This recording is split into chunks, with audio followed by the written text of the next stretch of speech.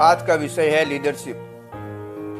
हम जिस समाज में रहते हैं उस समाज के अंदर कितने प्रकार की लीडरशिप होती है, चाहे हम माने या ना माने, लेकिन हम जिस समुदाय में रहते हैं, जिस समाज में रहते हैं, उसमें 3 प्रकार की लीडरशिप होती है। नंबर 1 रिलीजियस लीडरशिप होती है, जो धार्मिक लीडरशिप होती है, हर समुदाय में होती है। दूसरे नंबर पर होती है सोशल लीडरशिप, सामाजिक लीडरशिप, जिसमें पारिवारिक लीडरशिप भी आ जाती है, सामाजिक लीडरशिप भी आ जाती है। तीसरे नंबर पर लीडरशिप होती है पॉलिटिकल लीडरशिप, राजकीय लीडरशिप। ये 3 प्रकार की लीडरशिप के बीच में हम हमारी जिंदगी जीते हैं। जिस समाज में रहते हैं वो उस समाज में, यानी कि हमारे समाज में ये 3 प्रकार की लीडरशिप हमारे इर्द गिर्द होती है, चाहे उसको माने या ना माने, लेकिन ये होती है।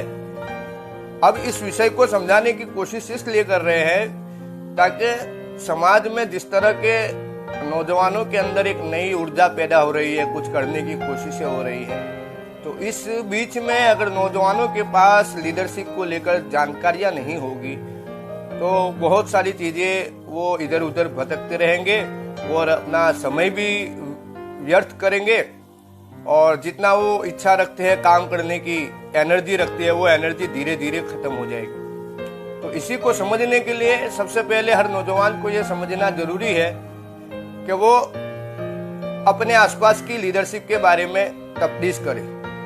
ये तीनों प्रकार की लीडरशिप में सबसे प्रभावशाली जो लीडरशिप होती है वो धार्मिक लीडरशिप होती है।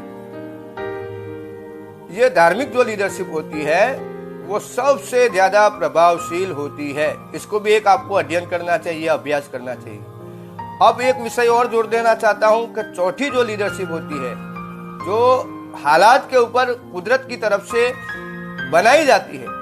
अगर दुनिया में मानव जाति के विरोध में, न्याय और इंसाफ को लेकर, अन्याय और अत्याचार को लेकर, जुल्म और ज्यादती को लेकर अगर सत्ता में और समाज में कुछ चीजें ऐसी क्रिएट हो रही है, तो ऐसे वक्त में एक लीडरशिप जो कुदरत की तरफ से खड़ी होती है वो बदलाव की लीडरशिप, वैचारिक लीडरशिप। अगर बदलाव और वैचारिक लीडरशिप की तरफ मुस्लिम समाज के नौजवानों का ध्यान अगर जावे, उनका रुझान जावे, उनकी सोच उसकी तरफ जावे, तो एक नया क्रिएशन समाज में खड़ा होगा।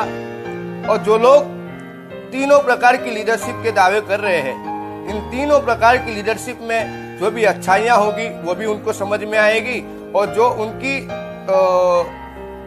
बुराइयां होगी, यानी कि जो लीडरशिप के दावे करते हैं लेकिन जो काम उनको करने चाहिए वो नहीं करते हैं, तो उसको लेकर उसकी भी समझ वो नौजवान में पैदा होगी।